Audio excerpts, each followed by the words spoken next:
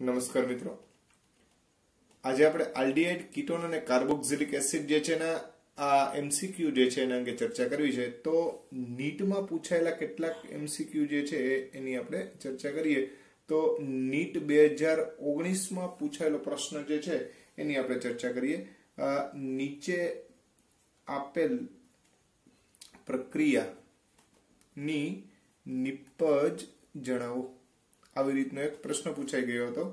પ્રક્રિયાની અંદર આપણને થેલિક એસિડ જે છે એ આપી દેવામાં આવ્યો છે. આ થેલિક એસિડ એની એમોનિયા સાથે પ્રક્રિયા કરી છે. કોની સાથે પ્રક્રિયા કરી છે? એમોનિયા સાથે. પ્રબળ ગરમી જે છે એને આપવામાં આવે તો આપણને કઈ નિપજ પ્રાપ્ત થાય? એ ઓપ્શન જે છે એની અંદર આ COOH એમનેમ રહેવા દેવામાં આવ્યો છે. અહીંયા એમાઇડમાં રૂપાંતરણ થયેલું બતાવેલું છે. બી ઓપ્શન જે છે એની અંદર આપણને થેલિક એસિડ જે છે એનું રૂપાંતરણ થેલિમાઇડ જે છે એની અંદર થયેલું દર્શાવવામાં આવ્યું છે. સી ઓપ્શન જે છે એની અંદર આપણને COOH અને અહીંયા NH2 જે છે એટલે એમાઇન સમૂહ જે છે એ દર્શાવેલો છે. અને ત્યારબાદ ડી ઓપ્શન જે છે એની અંદર આપણને બેન્ઝોઇક એસિડ સાથે બંને જગ્યાએ NH2 સમૂહ દર્શાવેલો છે. તો મિત્રો તમને ખ્યાલ જ છે કે જ્યારે કોઈ પણ કાર્બોક્સિલિક સમૂહ જે છે એ એમોનિયા સાથે પ્રક્રિયા કરે એટલે એસિડ બેઝ પ્રક્રિયા થઈ અને એમોનિયમ ક્ષાર આપે એટલે COONH4 પ્રાપ્ત થાય. બરાબર છે. આ NH4+ ને COO- NH4+ COO-. હવે આમાંથી પાણીના અણુ દૂર થઈ જાય એટલે આમાંથી એમાઇડ જે છે એ આપણને પ્રાપ્ત થાય. એટલે આપણે CONH2 એમાઇડ CONH2 અને આમાંથી એમોનિયાનો એક અણુ જો આપણે રિમૂવ કરી નાખીએ તો આપણને થેલિમાઇડ સંયોજન પ્રાપ્ત થાય. અહીંથી CO આનો NH વધે, ત્યાંથી H ગયો, અહીંથી NH2 ગયો એટલે CO આ રીતે પ્રાપ્ત થાય. તો આપણો અંતિમ જવાબ જે છે એ આપણો થેલિમાઇડ જે છે એટલે આપણો ઓપ્શન બી જે છે એ આપણો અંતિમ જવાબ છે પ્રાપ્ત થાય. તો આ રીતે નીટ 2019માં પૂછાયેલો આ પ્રશ્ન છે જેમાં થેલિમાઇડ સંશ્લેષણના આધારે આપણે જવાબ છે એ રજૂ કરી શકીએ. હવે ત્યાર પછી નીટ 2017 ની અંદર એક પ્રશ્ન પૂછાઈ ગયો જેની આપણે ચર્ચા કરીએ. તો નીટ 2017 એમાં આ રીતનો એક પ્રશ્ન પૂછાઈ ગયેલો મિત્રો કે C2H6O આ રીતનું અણુસૂત્ર ધરાવતું એક સંયોજન છે જેને આપણે X કહી દઈએ. શું કહી દઈએ? X.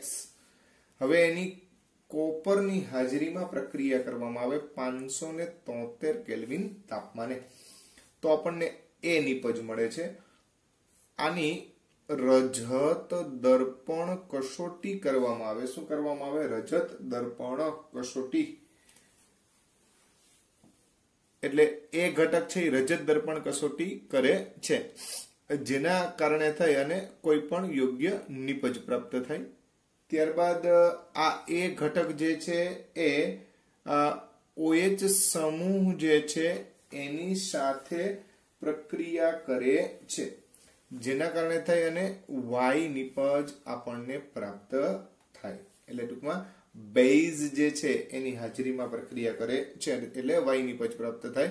અને આ એ ઘટક જે છે એ NH2NHCONH2 જેને આપણે સેમી કાર્બેઝોન એવો શબ્દ પણ આપણે બોલતા, એટલે કાર્બેઝોન એવો શબ્દ બોલતા હતા જેના કારણે આપણે Z નિપજ પ્રાપ્ત થાય છે મિત્રો. બરાબર છે.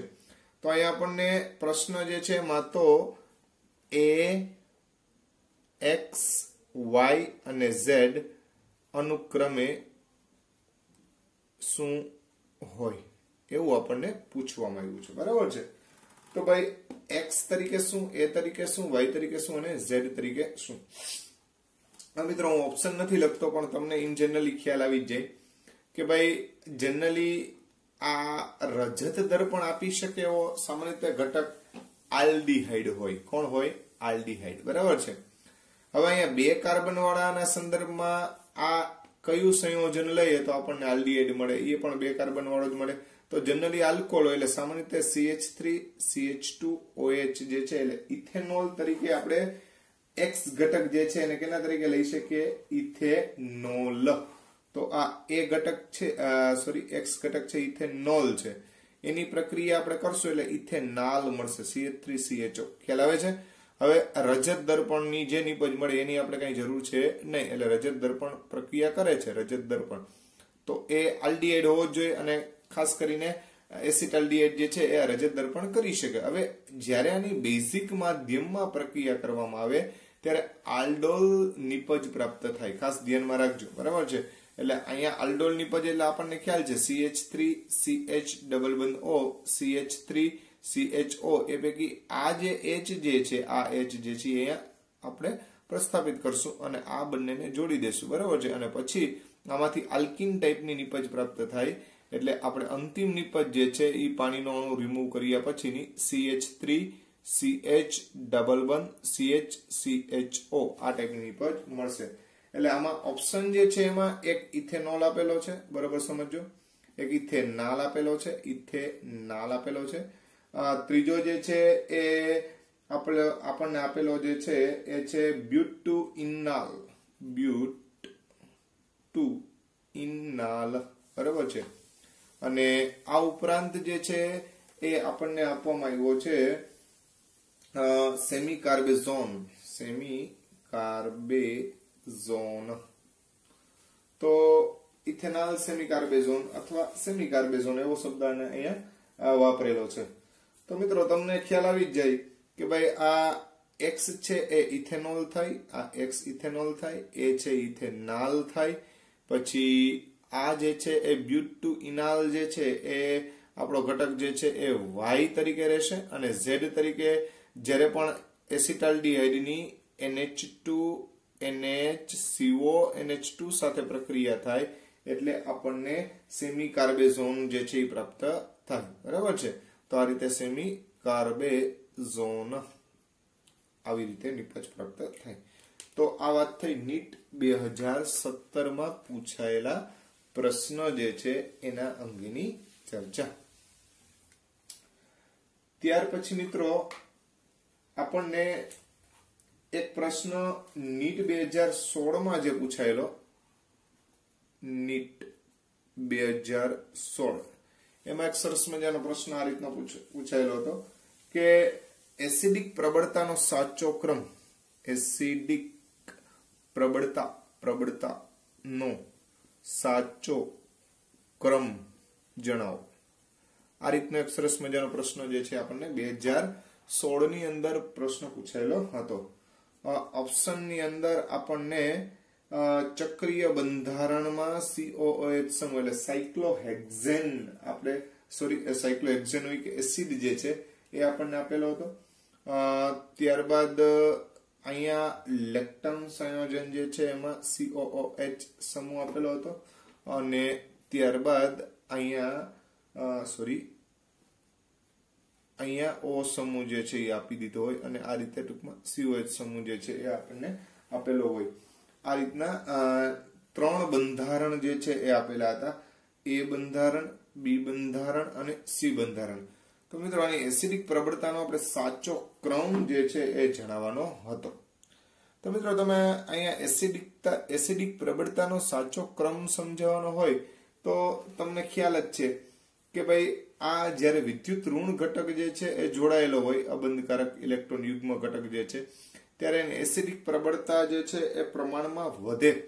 હવે બીજી વાત, આ જે છે એને આલ્ફા કાર્બન ગણીએ તો આ બીટા કાર્બન થાય, બીટા સાથે ઓક્સિજન જોડાયેલો કહેવાય. અહીંયા આને આપણે આલ્ફા ગણીએ તો આ બીટા અને ગેમા કાર્બન સાથે, અથવા અહીંયા બીટા અને ગેમા કહી શકાય, બરાબર છે?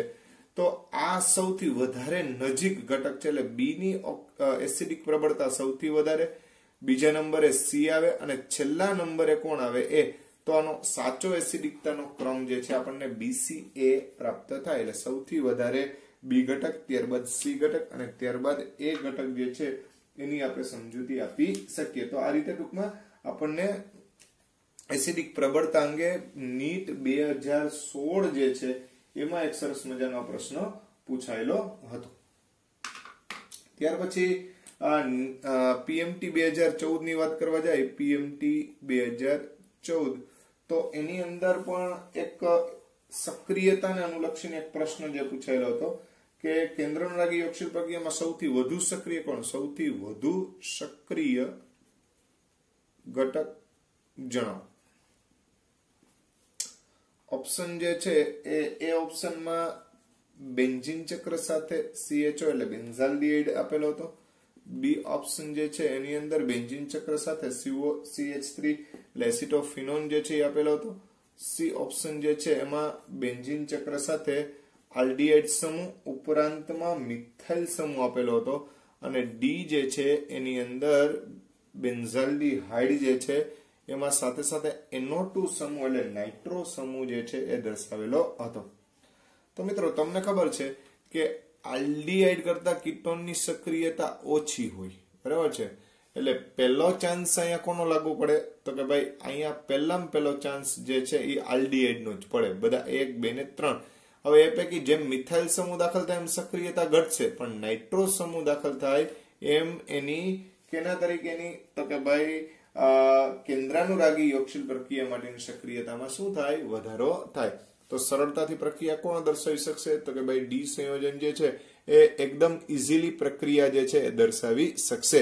તો આ રીતે ટૂંકમાં ડી સંયોજન જે છે એ સરળતાથી કેન્દ્રાનુરાગી યોગશીલ પ્રક્રિયા જે છે એ દર્શાવી શકે. તો આવી રીતના 2014 ની અંદર આ એક પ્રકારનો પ્રશ્ન જે છે આપણને પૂછાયેલો હતો. તો પીએમટી 2014 નો પ્રશ્ન થયો. ત્યાર પછીની આપણે ચર્ચા કરીએ 2014 પછી આ રીતનો એક પ્રશ્ન જે છે આપણને પૂછાઈ ગયો. મિત્રો અમુક પ્રશ્નો એવા છે કે જે વારંવાર એકને એક પ્રકારના રિપીટ થતા હોય, એટલે બહુ આપણે ધ્યાનમાં નથી લેતા. તો પીએમટી 2012 નો એક પ્રશ્ન જે છે એને ધ્યાનમાં લઈએ આપણે. તો અહીંયા આપણને બેન્ઝાલ્ડિહાઇડ જે છે એના મેટા સ્થાનની અંદર ક્લોરીન સમૂહ આપી દેવામાં આવ્યો છે અને કીધું છે કે ભાઈ 50% KOH એનો ઉપયોગ થયેલો છે. તો આપણને કઈ નિપજ પ્રાપ્ત થાય? એમાં ઓપ્શન જે છે એમાં પહેલો ઓપ્શન જે છે એ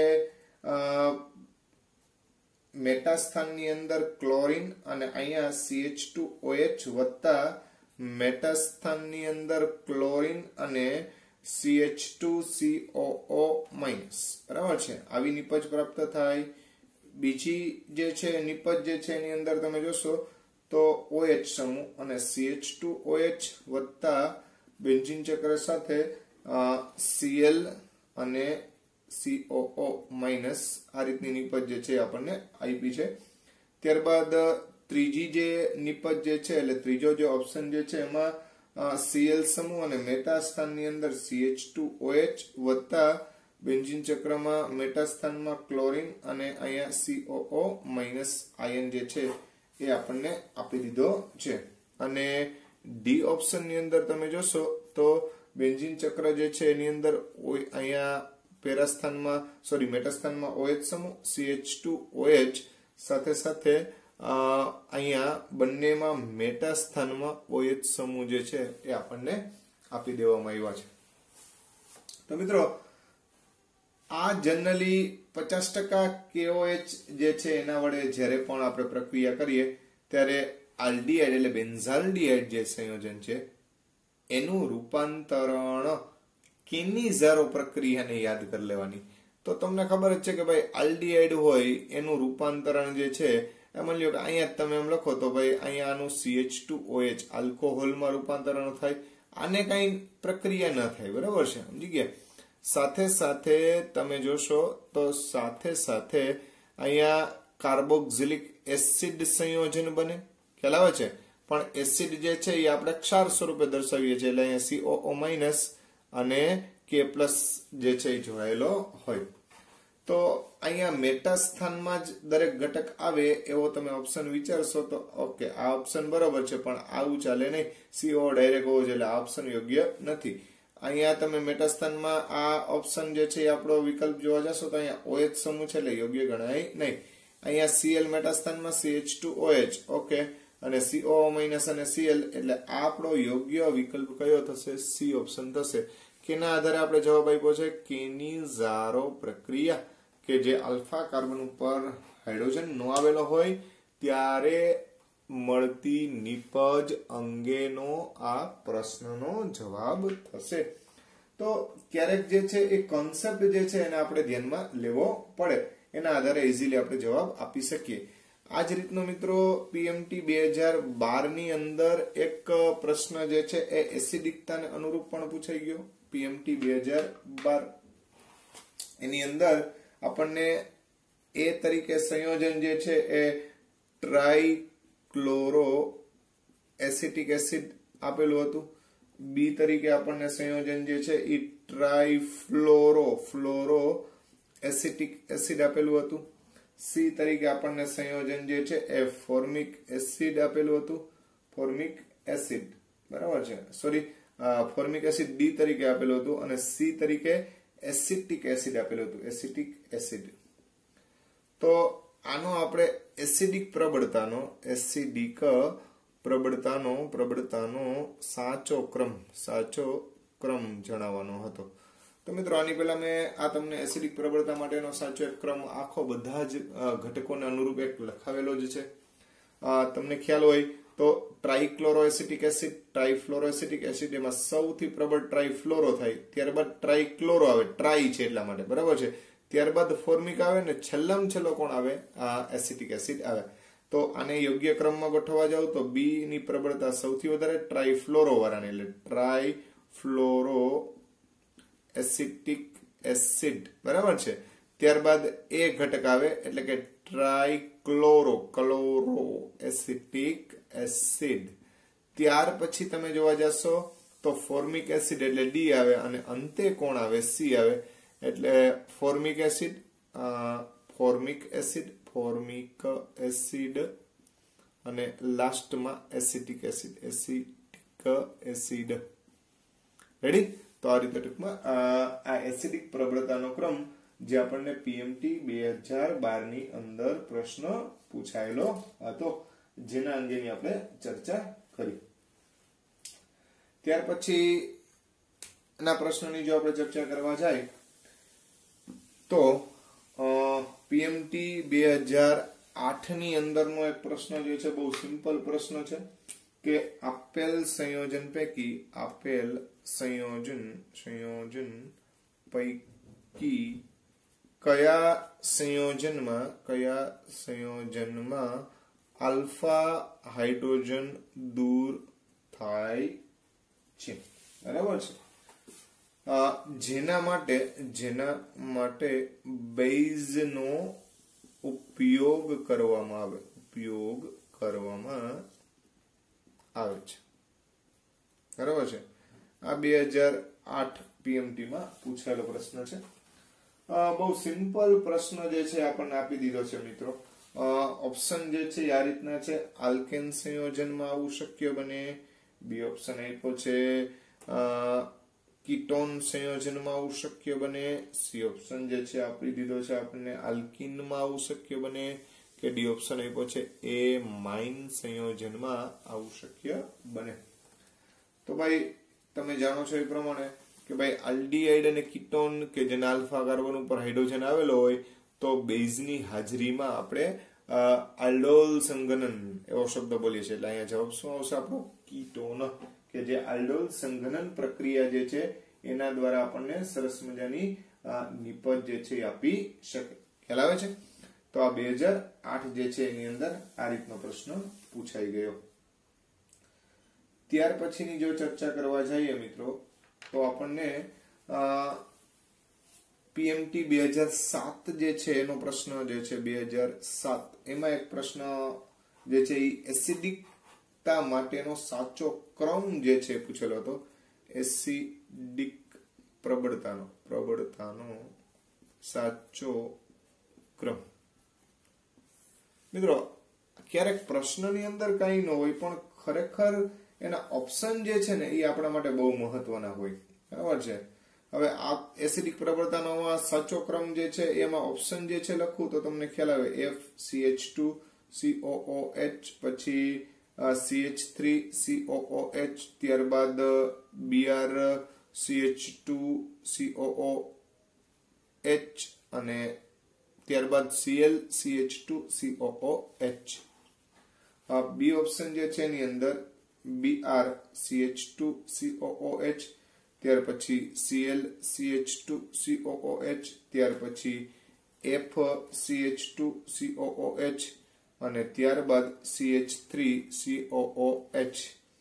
સી ઓપ્શન જે છે એની અંદર FCH2COOH, ત્યાર પછી ClCH2COOH, ત્યાર પછી BrCH2COOH અને ત્યાર પછી CH3COOH અને છેલ્લે ડી ઓપ્શન જે છે એની અંદર CH3COOH, પછી BrCH2COOH, ત્યાર પછી ClCH2COOH અને લાસ્ટમાં FCH2COOH. તમે જાણો છો એ પ્રમાણે આ ફ્લોરોએસિટિક એસિડ, આ જે એસિટિક એસિડ, આ બ્રોમોએસિટિક એસિડ અને ક્લોરોએસિટિક એસિડ. તો જેમ વિદ્યુત ઋણ ઘટક જે છે એની હારે જોડાયેલો હોય એમ એની એસિડિક પ્રબળતા જે છે એ વધુ ગણાય. તો અહીંયા સૌથી વધારે ફ્લોરો ઘટક જે છે એની ગણાય, ત્યારબાદ ક્લોરો, પછી બ્રોમો અને છેલ્લે કોણ આવે? Acetic acid. તો આ રીતે આ 2007 જે છે પીએમટી જે છે એમાં પૂછાયેલો પ્રશ્ન હતો આ એસિડિક પ્રબળતાને અનુરૂપ. તો મિત્રો અહીંયા આવા તો ઘણા બધા પ્રશ્નો જે છે કે જેની અંદર એસિડિક પ્રબળતાના સંદર્ભમાં કોઈ ચર્ચા કરી હોય અથવા તો કોઈ સામાન્ય પ્રક્રિયા કેનિઝારોના સંદર્ભમાં પ્રક્રિયાઓ જે છે દર્શાવેલી હોય. એસિડિક પ્રબળતાના ક્રમ ઘણી જગ્યાએ પૂછાયેલા છે, બરાબર છે. ત્યારબાદ આપણને પીએમટી 2006 જે છે એનો એક પ્રશ્ન જોઈએ. તો એની અંદર એક પ્રક્રિયા આપેલી છે CH3CH2COOH, એટલે કે ટૂંકમાં એસિટિક એસિડ. આની SOCl2 સાથે પ્રક્રિયા કરવામાં આવે તો B નિપજ મળે, જેની એમોનિયા સાથે પ્રક્રિયા કરવામાં આવે તો C નિપજ મળે, જેની KOH Br2 સાથે પ્રક્રિયા કરવાથી D નિપજ મળે. તો આપણને આ અંતિમ D નિપજ જે છે એનું બંધારણ પૂછ્યું છે. અંતિમ નિપજ D નું બંધારણ જણાવો. બરાબર છે. ઓપ્શન જે છે આ રીતના આપ્યા છે આપણને. CH3CH2NH2 આપ્યો છે. બી ઓપ્શન આપ્યો છે CH3CH2CH2NH2 આપ્યો છે. ડી ઓપ્શન જે છે એ CH3CH2CONH2 આપી દીધો છે. અને સી ઓપ્શન અને ડી ઓપ્શન જે છે એ CH3CH2NH3 આ રીતના આપણને 4 ઓપ્શન આપી દેવામાં આવ્યા છે. તો મિત્રો અહીંયા તમે જાણો છો એ પ્રમાણે કે આ કયો એસિડ થયો? Propanoic acid. એની એસોસિએટ દ્વારા પ્રક્રિયા થાય એટલે CH3CH2COCl પ્રોપ્યોનાઇલ ક્લોરાઇડ નિપજ મળે. એની એમોનિયા પ્રક્રિયા થાય એટલે CH3CH2CONH2 પ્રાપ્ત થશે. આનું આ હોફમેન પ્રક્રિયા થઈ. હોફમેન ડિગ્રેડેશનમાં હંમેશા એક કાર્બન ઓછો મળે એવો એમાઇન પ્રાપ્ત થાય. મળે પ્રાથમિક એમાઇન, પણ અહીંયા આપણને એક ઓછા કાર્બન ધરાવતો એમાઇન પ્રાપ્ત થાય. એટલે આપણો જવાબ એ આવશે. બરાબર છે. એટલે આપણો પ્રશ્નનો જવાબ જે છે એ જે છે એ આપણે દર્શાવી શકીએ. તો આ ટાઈપની પ્રક્રિયાઓ જે છે એ પૂર્ણ કરવાના સંદર્ભમાં આ રીતની એક પ્રક્રિયા જે છે એ પૂછાયેલી હતી. આ જ રીતનો એક બીજો પ્રશ્ન જે છે જેની અંદર પણ આપણને 2004 એક પ્રક્રિયાના સંદર્ભમાં પ્રશ્ન પૂછેલો હતો. તો પીએમટી 2004 જે છે એમાં જે પ્રશ્ન પૂછાયેલો હતો એની આપણે ચર્ચા કરીએ. તો એસિટિક એસિડ જે છે એ આપી દેવામાં આવ્યો છે. એની SOCl2 સાથે પ્રક્રિયા કરવામાં આવી તો એ નિપજ મળી, જેની બેન્ઝીન સાથે પ્રક્રિયા કરવામાં આવી નિર્જળ AlCl3 ની હાજરીમાં તો આપણને B નિપજ મળે. હવે એની HCN સાથે પ્રક્રિયા કરવામાં આવી તો C નિપજ મળે, જેનું જળ વિભાજન H2O વડે કરવામાં આવ્યું તો D નિપજ મળે. તો D નિપજ તરીકે કયો ઘટક હોઈ શકે? અહીંયા એ ઓપ્શન આપ્યો છે કે ભાઈ બેન્ઝીન ચક્ર, CH2 પછી COH, C પછી OH, પછી અહીંયા પણ OH અને CH3 આવો એક ઓપ્શન આપ્યો છે.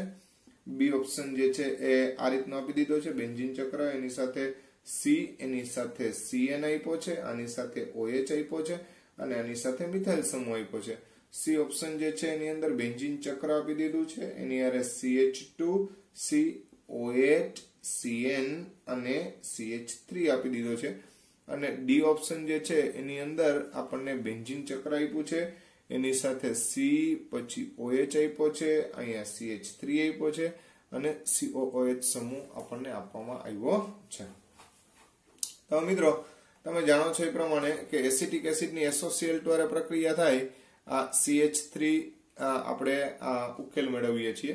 તો CH3COH છે, CH3COOH એની એમોનિયા SOCl2 પ્રક્રિયા થાય એટલે CH3COCl પ્રાપ્ત થાય, એસિટાઇલ ક્લોરાઇડ પ્રાપ્ત થાય. આ એસિટાઇલ ક્લોરાઇડની જ્યારે બેન્ઝીન ચક્ર સાથે પ્રક્રિયા કરવામાં આવે નિર્જળ AlCl3 એટલે ફિડલ ક્રાફ્ટ પ્રક્રિયા થાય, FC પ્રક્રિયા, તો બેન્ઝીન ચક્ર જે છે એની હારે COCH3 એટલે એસિટોફિનોન મળે. હવે આ કીટોનની જ્યારે HCN હારે પ્રક્રિયા થાય, HCN હારે, ત્યારે કેન્દ્રાનુરાગી યોગશીલ પ્રક્રિયા જે છે એ પ્રાપ્ત થશે. એટલે આ બેન્ઝીન ચક્ર એમનેમ અહીંયા જે CO સમૂહ છે આ C ડબલ બંધ O એમાંથી O હારે કોણ જાય H અને કાર્બન હારે CN યાદ કરો. અને અહીંયા મિથાઇલ સમૂહ તો એમનેમ જ, આ મિથાઇલ સમૂહ એમનેમ, આ CO સમૂહ જે છે એમાંથી O હારે H અને કાર્બન સાથે CN. અને હું વધુ સ્પષ્ટ રીતે તમને સમજાવવા માટે આ રીતે થોડુંક બેન્ઝીન દોરું છું. આ બેન્ઝીન ચક્ર એની હારે આપણી પાસે COCH3 છે, તો આ COCH3 માંથી આ બંધ જે છે એ તોડી નાખીએ તો O હારે H જોડાય અને કાર્બન સાથે CN જોડાય. આ બસ તમને આવડે જ છે મિત્રો. આનું આપણે જળ વિભાજન કરવાનું છે. તો સાયનાઇડનું જળ વિભાજન થાય એટલે આ બેન્ઝીન ચક્ર તો એમનેમ જ રહેવાનું છે, બરાબર છે. આ OH એમનેમ રહેવાનો છે, આ મિથાઇલ સમૂહ એમનેમ રહેવાનો, પણ સાયનાઇડનું રૂપાંતરણ જે છે એ કાર્બોક્સિલ સમૂહમાં થાય અને એમિનો સમૂહ છે એમોનિયા છે એ દૂર થઈ જાય. તો આ રીતની આપણી નિપજ જે છે એ આપણને પ્રાપ્ત થશે. તો આ ટાઈપનો ઓપ્શન જે છે એ આપણો ડી ઓપ્શન જે છે એ યોગ્ય ગણાય. એટલે આપણો જવાબ શું આવશે? D option. તો આવી રીતના પ્રક્રિયાઓ જે છે એને અનુરૂપ પણ પ્રશ્નો જે છે એ ઉદ્ભવી શકે. તો આપણને આ PMT 2004 જે છે એની અંદર પૂછાયેલો પ્રશ્ન છે. આ જ રીતના PMT 2002 જે છે એની અંદર પ્રશ્ન જે છે બહુ સિમ્પલ પ્રશ્ન જે છે આપણે પૂછાયેલો હતો. ગ્રિગ્નાર્ડ પ્રક્રિયકના અનુરૂપ પૂછાયેલો હતો 2012 PMT 2002 માં પૂછાયેલો પ્રશ્ન જે છે બેન્ઝીન ચક્ર જે છે એની સાથે MgBr એટલે ફિનાઇલ મેગ્નેશિયમ બ્રોમાઇડ આપી દીધું છે, એની CO2 અને H3O+ એટલે ટૂંકમાં એસિડિક માધ્યમ જે છે એમાં જળ વિભાજન કરવામાં આવે, CO2 સાથે ગ્રિગ્નાર્ડ પ્રક્રિયકની પ્રક્રિયા કરવામાં આવે. તો તમને ખબર જ છે મિત્રો કે ગ્રિગ્નાર્ડ પ્રક્રિયક જે છે એમાં એક ફિનાઇલ કેન્દ્ર ને એક MgBr છે, બરાબર છે. તો આપણે આ CO2 જે છે એમાં C ડબલ બંધ O અને C ડબલ બંધ O આમ ખરેખર આપણું આ રેખીય બંધારણ છે. કેવું બંધારણ છે? રેખીય. હવે એમાંથી એક જે છે એ બંધ જે છે આપણે તોડી નાખતા હતા અને કાર્બન જે છે O હારે MgBr જોડી દેવાનો અને કાર્બન જે છે એની હારે બેન્ઝીન ચક્ર જે છે એ જોડી દેવાનું અને પછી આપણે એનું જળ વિભાજન કરતા હતા H3O+. તો આપણને નિપજ જે છે એ શું મળતી હતી? તો કે ભાઈ બેન્ઝોઇક એસિડ પ્રાપ્ત થાય. શું પ્રાપ્ત થાય? બેન્ઝોઇક એસિડ અને MgOH Br આપણને પ્રાપ્ત થાય. તો આપણો જવાબ જે છે એ આમાં ઓપ્શન જે છે આ રીતના આપેલા હતા કે ભાઈ બેન્ઝીન ચક્ર સાથે આલ્ડીહાઇડ સમૂહ જોડાય એટલે બેન્ઝાલ્ડીહાઇડ મળે, કે પછી બેન્ઝોઇક એસિડ પ્રાપ્ત થાય, કે પછી આપણને ફિનોલ પ્રાપ્ત થાય, કે પછી આપણને C6H5CO C6H5 બરાબર છે. આ રીતનો ટૂંકમાં ડાયફિનાઇલ કીટોન પ્રાપ્ત થાય. તો આપણો જવાબ શું આવશે? તો કે ભાઈ આપણને બેન્ઝોઇક એસિડ જે છે એ પ્રાપ્ત થાય. એટલે આપણો જવાબ જે છે એ બી ઓપ્શન જે છે એ આપણો જવાબ રહેશે. અહીંયા ટૂંકમાં આપણને બેન્ઝીન ચક્ર સાથે COH સમૂહ જોડાયેલો હોય એવી નિપજ આપણને પ્રાપ્ત થશે. ખ્યાલ આવે છે મિત્રો? ત્યારબાદ એક પ્રશ્ન જે છે એ આપણને 1996 જે છે એમાં પ્રશ્ન જે છે એ પૂછેલો હતો PMT 1996 જે છે એમાં પ્રશ્ન પૂછેલો હતો. આ રીતનો પ્રશ્ન પૂછેલો હતો. ટોલ્યુઇનનું ઓક્સિડેશન ક્રોમાઇલ ક્લોરાઇડ વડે કરવાથી બેન્ઝાલ્ડિહાઇડ પ્રાપ્ત થાય. આ પ્રક્રિયા કયા નામે ઓળખાય છે? બરાબર છે. ટોલ્યુઇનનું ઓક્સિડેશન ક્રોમાઇલ ક્લોરાઇડ વડે કરો તો આપણને બેન્ઝાલ્ડિહાઇડ પ્રાપ્ત થાય. પ્રક્રિયા તમને યાદ કરાવી દો મિત્રો. આ ટોલ્યુઇન એનું આપણે ઓક્સિડેશન પણ નિર્બળ ઓક્સિડેશન કરતા Cr2O2 Cl2 બરાબર છે ક્રોમાઇલ ક્લોરાઇડ વડે પ્રક્રિયા કરવામાં આવે તો પ્રક્રિયા થાય એને બેન્ઝાલ્ડિહાઇડ પ્રાપ્ત થાય. તો આ પ્રક્રિયા જે છે એનું કયું નામ આપવામાં આવે? ઇટાર્ડ પ્રક્રિયા તરીકે ઓળખવામાં આવે કે પછી આપણે રિમર-ટીમન પ્રક્રિયા તરીકે ઓળખવામાં આવે કે પછી વુડ્સ પ્રક્રિયા તરીકે ઓળખવામાં આવે કે પછી કેની-ઝારો તરીકે ઓળખવામાં આવે. હવે મિત્રો તમને ખબર છે કે ભાઈ કેની-ઝારો પ્રક્રિયા તો છે જ નહીં. વુડ્સ પ્રક્રિયા જે છે એના માટે થઈ અને સોડિયમ ઘટક સાથે હેલાઇડની પ્રક્રિયા જે છે એ કરવી પડે. રિમર-ટીમન પ્રક્રિયા જે છે એ આલ્ડીહાઇડ સમૂહ સાથે થતી પ્રક્રિયા છે. બરાબર છે. તો આ વાસ્તવમાં કઈ પ્રક્રિયા છે? ઇટાર્ડ પ્રક્રિયા. કઈ પ્રક્રિયા છે? ઇટાર્ડ. એટલે આ વસ્તુ ખાસ ધ્યાનમાં રાખવી. અમુક આપણને નામ ખ્યાલ ન હોય. આમ પ્રક્રિયાઓ તો આપણને ખ્યાલ જ હોય પણ નામ જે છે એમાં ક્યારેક આપણે ભૂલ કરી જાય. તો આવી વસ્તુ પણ ધ્યાનમાં રાખવી. આ જ રીતના 1994 એક પ્રશ્ન જે છે આપણને પૂછાઈ ગયો કે નીચે પૈકી કયું સંયોજન છે ટોલેન્સ પ્રક્રિયક સાથે કસોટી આપે તેવું સંયોજન. એટલે કયું સંયોજન એવું છે કે જે ટોલેન્સ કસોટી આપશે? ટૂંકમાં કહે તો બરાબર છે. તો ટોલેન્સ કસોટી આપે એના માટેના આપણે ઓપ્શન આપ્યા હતા એસિટિક એસિડ, બી ઓપ્શન જે છે એસીટોન આપ્યો છે, સી ઓપ્શન છે એસિટેમાઇડ આપેલો છે અને ડી ઓપ્શન જે છે એ છે ફોર્મિક એસિડ આપણને આપેલો છે. તો મિત્રો અગાઉનો વિડીયો તમે જોયો હશે તો તમને ખ્યાલ હશે કે ભાઈ ટોલેન્સ કસોટી એટલે કે ટૂંકમાં આલ્ડીહાઇડ જેવી જ પ્રક્રિયા જે છે એસિટિક એસિડ નો આપી શકે. એસિટોન જે છે એ કીટોન હોવાના કારણે ન આપે. એસિટેમાઇડ પણ આપતો નથી પણ ફોર્મિક એસિડ જે છે એ આલ્ડીહાઇડ જેવી પ્રક્રિયાઓ આપે છે. ખાસ ધ્યાનમાં રાખજો ફોર્મિક એસિડ ખાલી. બરાબર છે. બધાય નહીં. તો એમાંની ટોલેન્સ કસોટી અથવા તો આપણે જેને રજત દર્પણ કસોટી તરીકે ઓળખીએ છીએ એવી કસોટી જે છે એ કોણ આપી શકે? તો કે ફોર્મિક એસિડ જે છે આ પ્રક્રિયાઓ જે છે આપી શકે.